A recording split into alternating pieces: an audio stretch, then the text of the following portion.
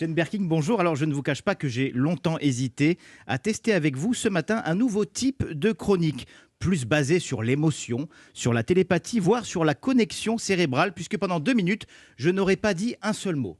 Silence total, un hommage muet où seul mon regard et mon sourire vous auraient permis de comprendre toute l'admiration que j'ai pour vous. Et puis, vous savez, avec l'âge et l'expérience, on apprend à anticiper ce que l'on appelle en anglais « the problem ». Comme ce regard qu'Anne Roumanoff m'aurait lancé au bout d'1 minute 30 de silence à l'antenne. Oui, un hommage très peu radiophonique, je vous l'accorde, que j'aurais pourtant conclu par cette citation d'Édith Piaf. Il y a des silences qui en disent long, comme il y a des paroles qui ne signifient rien.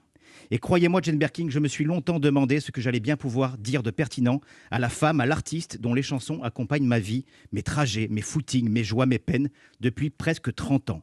Jane Birkin, j'ai fait votre connaissance lors d'un voyage scolaire à Londres. Et pour être honnête, je ne sais plus comment j'avais eu l'idée, entre un sweatshirt I Love Londres, une poupée de la reine Elisabeth et 3 cartes postales Big Ben, d'acheter votre cassette intitulée Jane Birkin, Serge Gainsbourg. Un choc culturel qui allait faire découvrir aux préadolescents que j'étais, biberonné au hip-hop et au dessin animé, une voix, un accent et surtout un prénom.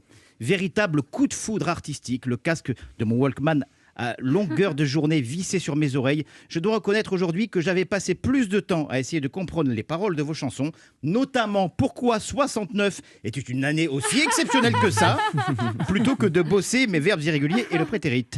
D'ailleurs, je ne sais plus combien avait coûté à mes parents ce séjour linguistique, qui était quand même censé me permettre d'améliorer ma pratique de l'anglais à l'oral, mais je suis parti hésitant en anglais et je suis revenu hésitant en anglais et en français. Je parle couramment le Jane Birkin, maman. Oh, je t'aime, moi non plus. À une époque où anglais rime tristement avec variant, il était bon de rappeler que vous faites partie de notre patrimoine culturel. Chacun d'entre nous ayant sa chanson fétiche de Jane Birkin, même Jean Castex. Patauger dans la gadoue. Oui, bonjour Jean Castex, elle est pour vous celle-là. Votre dernier album est une merveille et une association avec Étienne Dao est juste un cadeau.